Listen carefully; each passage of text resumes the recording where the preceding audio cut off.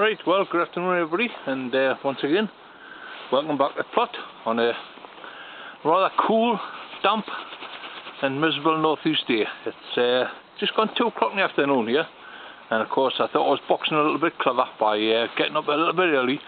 We've got a heavy rain focus for tonight and into Wales, the northwest and right over the northeast for the next 2 days, so I thought if I get myself up this afternoon I can concentrate on getting the last of the raspberries tied up. But unfortunately, if you can see by the weather now, it's just starting to spit on the rain. But no doubt, I've managed to get myself started on this first bed. As I say, the raspberries, the primo canes. What we did 3-4 weeks ago, me and Roger cut all the old canes out, and these were the new ones that were left. If you remember, last year we transplanted this bed, and I'm over the moon with that bed because the 3 stools that we did transplant in, they've grew really well. And they threw a lot of brand new shoots up, and of course that's the new shoots for next year that's going to fruit. And of course if we go to the second bed, you see a totally different story. We'll put 3 sets of canes in, and of course only one really took off, and that's the 3 main canes up there that has grown away really strong. Now what I like to do is just to go along, get them nicely tied in, and then cut the tops off, because the last thing you want to do is to have them blown around in the wind throughout the winter. Rubbing the canes against the strings that are tied into, snapping the canes, and of course you'll end up with poor crops next year. And once again, if we go up to the third bed, you can see by that bed there, but even just by the height of them, they're a good 12 foot high, them. Now what I'll do with them, I'll work my way along and do a bed each day. You can see all the new shoots coming from next year down in the bottom there. They're getting really green. Now all these will get now is a good manure round the bottom of the base of the beds here. We'll put a good bucket of manure, and they'll just be left. We'll completely cover the roots with manure, and they'll just be left until next year. Let the winter wash them in, and then in the springtime all they'll get is a good handful of sulphate of potash, and that's them finished with. But I'm just going to finish off this last bed here. As I say, I've got one left there, that's just a little bit of a straggler left to tie in. Well, all I like to do with these is get me string and make sure they're well tied in. That's just a little bit slack on the bottom there, but we'll give them an initial tie-in in the summertime when the canes are just young. And then I like to just double tie them in the winter, because once these winds start picking up throughout the autumn and into the winter, the last thing you want to do is to have the canes flopping around in the wind. So I just like to make sure they're nicely tied in. I always take one turn around the actual cane itself with your string. And then what I like to do is I like to put screws or nails along the top here, along the timbers, and there again, that's nicely tied in. So I can cut that away. And that's that bed finished, and as I say, just get a seconders, come to the top of the beds where they are, and just nip the top off, so they're all nice and neat all the way through. And then I'll repeat it again with this bed. As I say, I've got 4 good canes coming away from this one. I'll just turn the camera around just so you can see where I'm going. We've got 4 lovely canes going from this one, so I'll do exactly the same thing. I'll separate them. I think one of the lads farther up's got a fire going, and the smoke's starting to drift down this way. Bit annoying at times. When I have a fire, I like to do it in the evening. Come up in the evening. That one's pushed well over. What we've been doing is they're quite flexible, the canes. So if you can just go careful with them. You can bend them around. And what we like to do, we like to weave them in and out the poles so they stick. Take some of the dead and dying leaves off. Now that one's already tied in. Now that one's got a side branch coming away from there. So the first thing I want to do is take that side branch off and move this into there.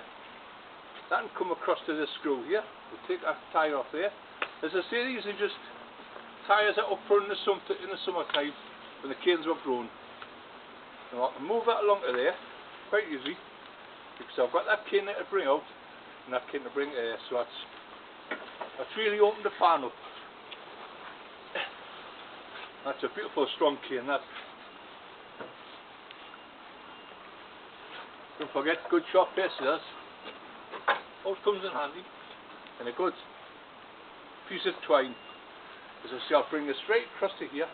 I'll take it once round the cane, I turn around the cane, and then I turn around the nail that I've got actually on the timber, and then I double tie it in. That's really solid. I could, if I wanted, tie it to the metal tops here, but I think once I've got the two tyres in here,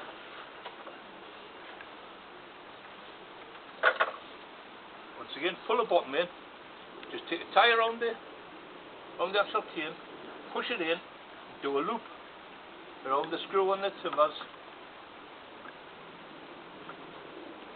nice and tight, and that's solid in there. So I'm over the moon with that. That's one end. As I say, I can move this one along to here. Once again, just a tie, wrap around the cane, and that just stops it from, the rope from slipping up and down the cane and doing more damage to the cane, especially when you get winds blowing. Again, that's done. There. I'm just going to pull that one in there, because that one will be pushed along a bit. Once again, tie around the cane, bring it in, wrap around the screw, and they really are well secured. So to me, if this rain stops the weekend, I think the first job I'm going to be doing, now this one's at the back of the timber here, but it's through there. So what it's doing, it's making itself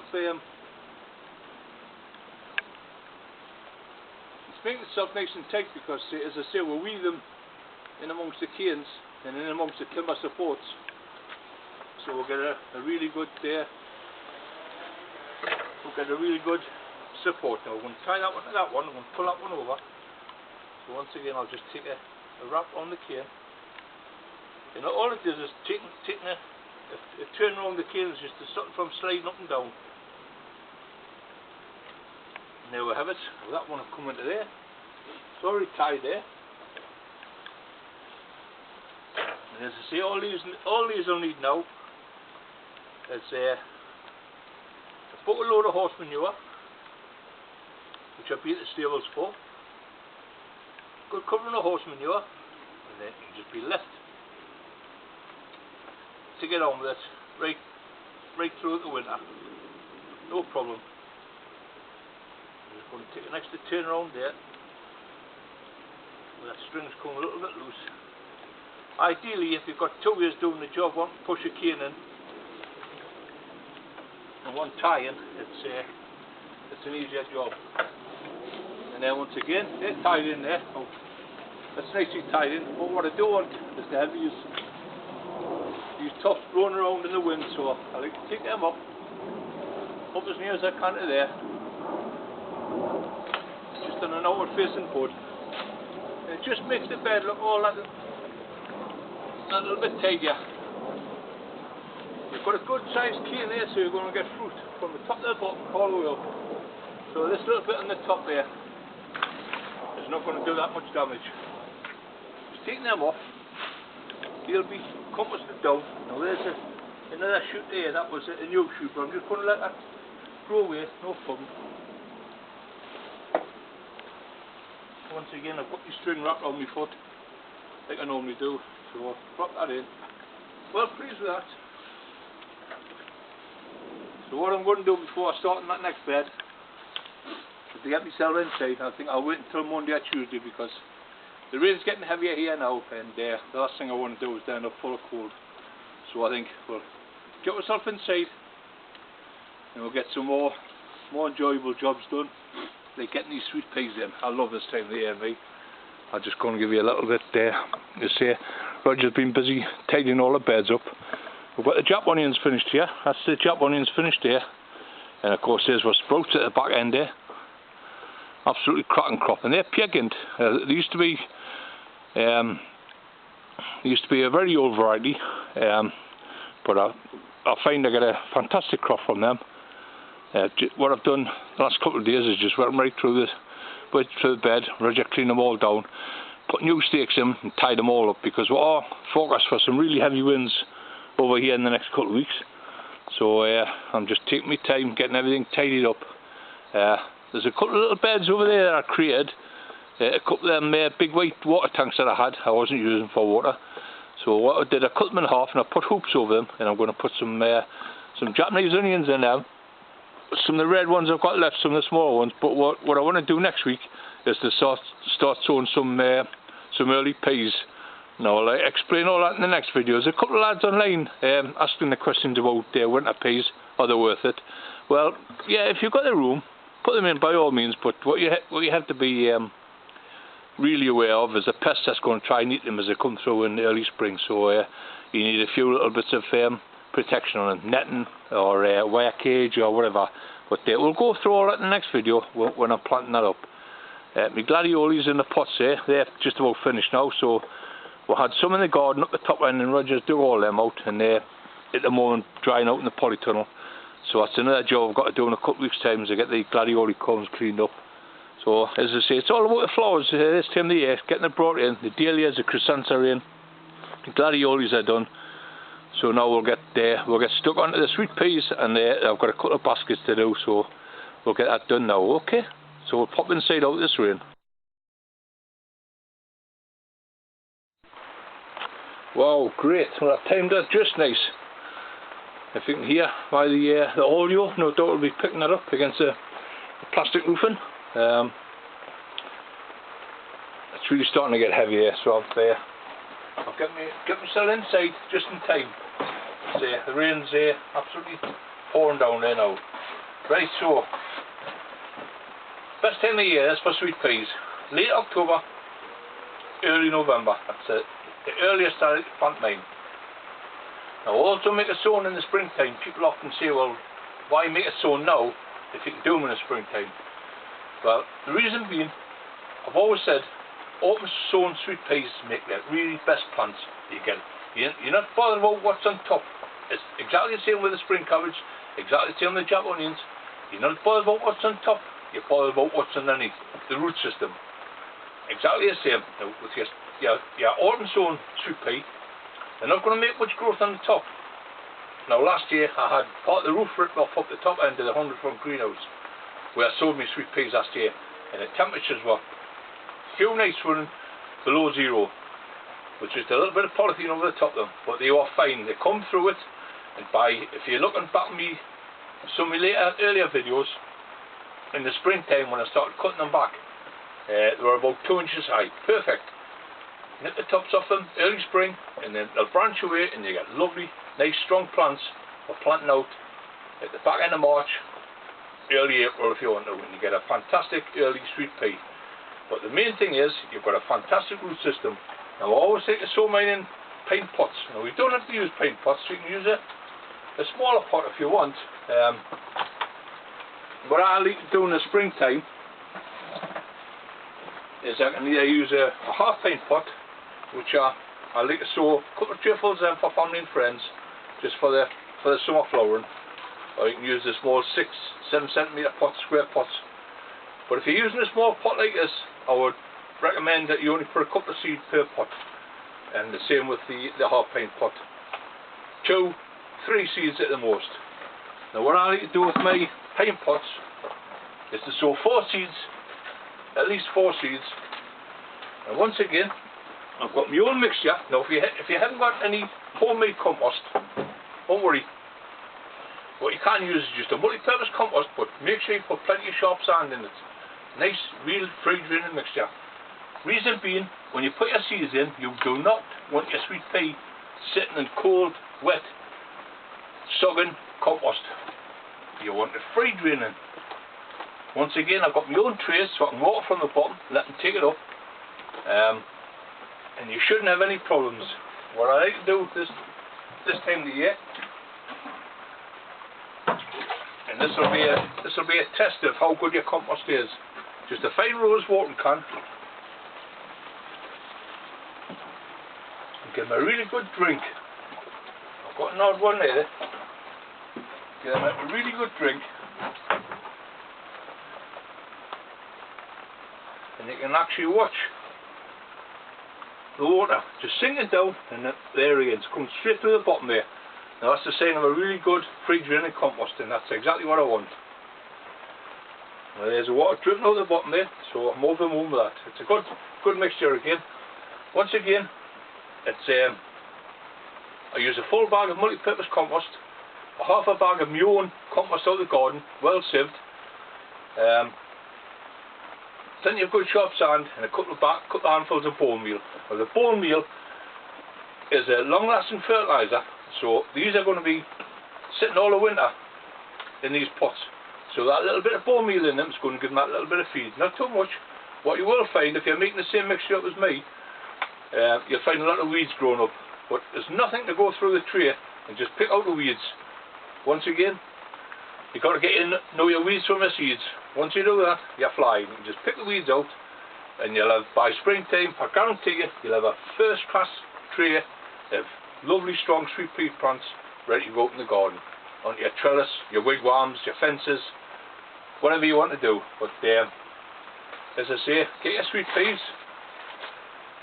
You can chip them if you want, but I find in the winter months and the autumn sown ones, I don't really bother. Just tip the seed out, and some of these packets, you're lucky if you get 30 seeds in them. But I should always check. Yeah, but they're an easy. Hasn't got anything on there. It'll be somewhere down the bottom somewhere. 20 seeds. So that's going to do me 5 pots. If my mathematics will work out right. So what I like to do is just plant 4 seeds and just press them, gently press them around the centre of the pot. Just press them into wet compost, and that's that done. Once again, 1, 2. Now you've got to watch, because what will happen with your compost being damp, and you get your dampness on your finger with pressing them into the soil, you'll find that the seeds sometimes stick to you. So just be careful. Just taking your time. It's a lovely, easy job, this sweet peas, and I guarantee, growing them on this way, you'll get a first-class plant for planting out, as I say, end of March. Even though it's cold, they're really hardy sweet peas, so you can, as long as you don't mollycoddle them, that's what they do want. You want freezing cold temperatures for them.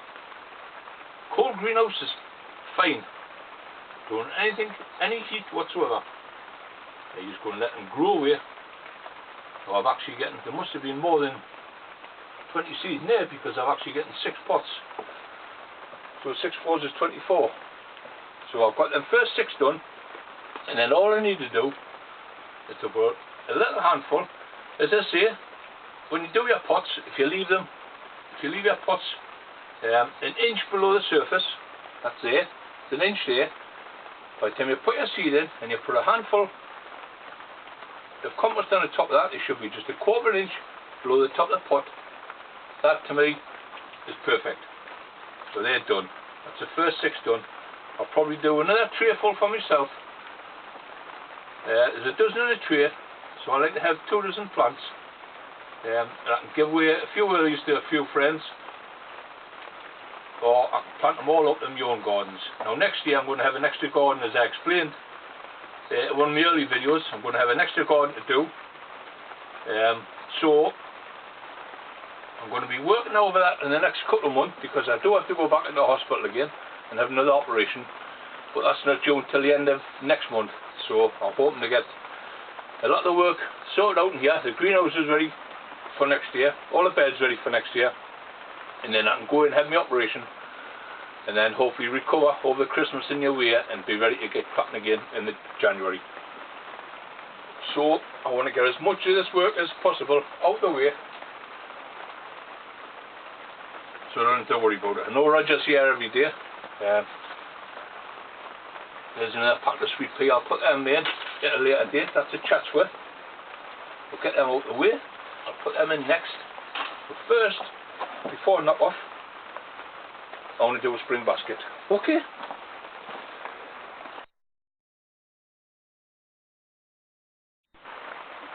Okay, well that's the sweet peas done. Half them anyway. I can get you half finished there at my leisure. I've got plenty of time now. As I say, the rain's pouring down, so what I want to do, I've got a couple of spring baskets to make up for my sister. A bit early for mine yet. I like to do mine around about beginning of October, which is not far away, in a week or two. But I'm going to do a couple of baskets for my sister. She used to have a nice display outside the house come springtime. So, and of course, as usual, I've got my polyanthus ready. And there is one thing I've forgotten, as usual.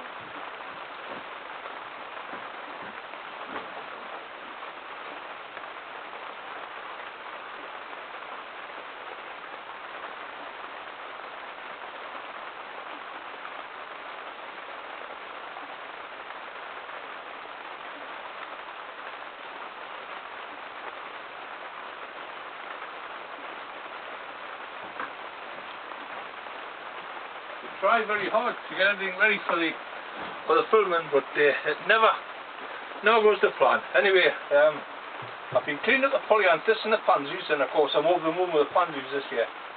They've only been potted up a couple of weeks, and already they're all in bloom, the first class plants. Now these have all been sitting outside on the back bench, so they're really hardy, first class. I'm over the moon with them colours. The white one's absolutely gorgeous, but the little purple and blues, absolutely fantastic. And these look great inside the baskets. Now, what I normally do with my baskets, I'll put the liners in. I've got the liners in there. I'll be doing the strawberries in a video, maybe in a fortnight's time. My supplier, who I've sent away for new strawberries, says that it'll deliver around the end of October into November. So I'm hoping over the next couple of weeks, strawberries will turn up and I'll get them planted in the baskets. Now I'll do them a completely different way to these. These have just got the coconut fibre in. We'll let plenty drainage out because these are going to be sitting outside. My baskets for the strawberries will have a liner in. So everything that you put in stays in. Your water, you've got full control on your polytunnels. So you can water exactly what they want, what they need, and how much you need. And that's where I like to grow my, but we'll do that in a couple of weeks' time. So what I've done here, I've used the same mixture again as the sweet pea. I've half filled the basket, and there's me polyanthus just sitting proud at the top. Now that's telling me I want another half shovelful of compost. Now this is exactly the same compost as I use for the sweet peas. Plenty of drainage. Now if I sit that on there, now that's perfect. Now I'm just sitting proud of that top. Whatever planting you're doing in your baskets, you don't want it planting too deep, you know, for the likes of the roots and that. You want them just sitting proud of the top. Now it's a fantastic plant. That's got a good, really first class root system. Just pull away any dead leaves, and I'm going to sit them first three just around the front. So I've got me depth that I want. Now the next job I want to do, now I've got them three in there. Oh, they're perfect. Now around the side, I've got the ivies. I've got a couple of ivies to go in, but the first job I want to do is to put a couple of the old favourites in, and these are Tea, the dwarf daffodil. I use these every year. So just around the sides of the polyanthus, I like to put 4 or 5 bulbs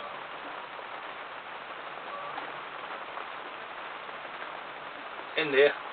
Well, they'll grow through the polyanthus in the winter, and I'll give a first class display of the little dwarf daffodils to go with the contrast of the polyanthus and the pansies around the side. They're going to look absolutely fantastic. But the first job I want to do there is just to give them a light covering, just a very light covering of their compost, so I know where they are. And then what I can do is I can go around with a pansy. We start with a pansy, put the pansy on the outside. Once again, they're a little bit wet because they're coming from the outside. Now there is water can drip down off the roof onto these trays. But as I say, if you've got a first class compost, good well drained compost, that'll not hurt them too much. So I like to, with the pansies, I like to put round the side of the basket, and I like to just angle them, a slight angle facing outwards. So when the pansies do grow out, they're going to be hanging outside the chains on the basket itself. Put another white one in there, I think. Another white one down there. And there's a lovely ice blue there. I'll put that one in. That's absolutely fantastic. So I've got 2, 4. I can end up with 5 of them. There's a nice yellow there. I'll put that yellow one in. Yellow and purple. Don't be worried about the amount you put in, because as I say, this compost I'm using, it's got its own feed in. So you shouldn't need much feed. Come in springtime, you can maybe just give it a little bit of extra feed, a bit tomato feed or general purpose feed. Grow more, anything like that, sprinkle it around, water it in, and you get a first class plant. Now, in amongst the pansy, what I've got here is the ivies. And if you remember, I split 4 ivies up and ended up with 12 plants. So them 12 plants is going to do 4 baskets. That's them in there. Well spaced out, plenty of room for them to grow now. Now all they need is just that little bit of compost, putting around them, just holding the plants. Doesn't matter if you get anything in the leaves, and go back round, you can tidy them up.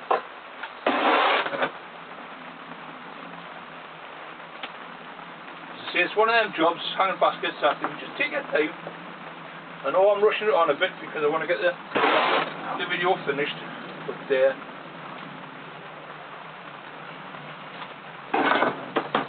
good shake. And I always like to start my baskets off on top of a black pot, so it's up your height and you can see what you're doing. Now that to me is marvellous. The pansies are in. The bulbs are in, don't forget to put your bulbs in. The ivies are in, and the polyanthus are in. And that looks fantastic to me. What I should always do is, I always forget, is before I put my pot,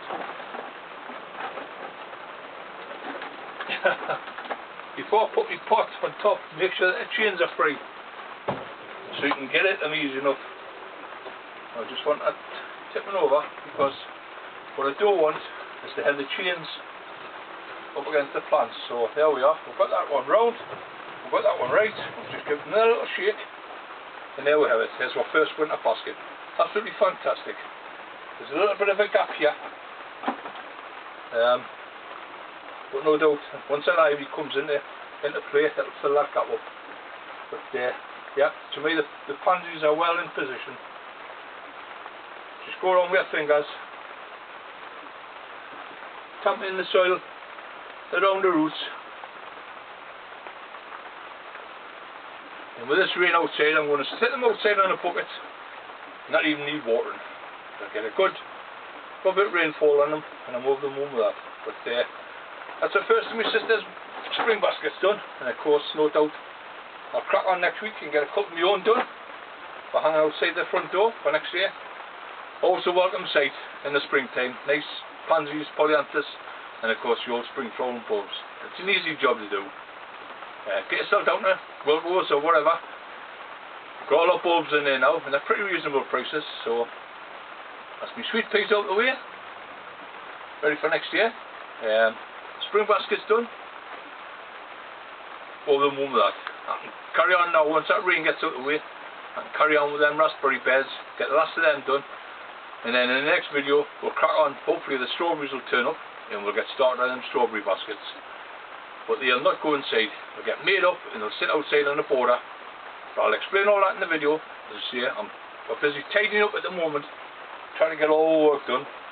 As I say, we've got plenty of planting still to do.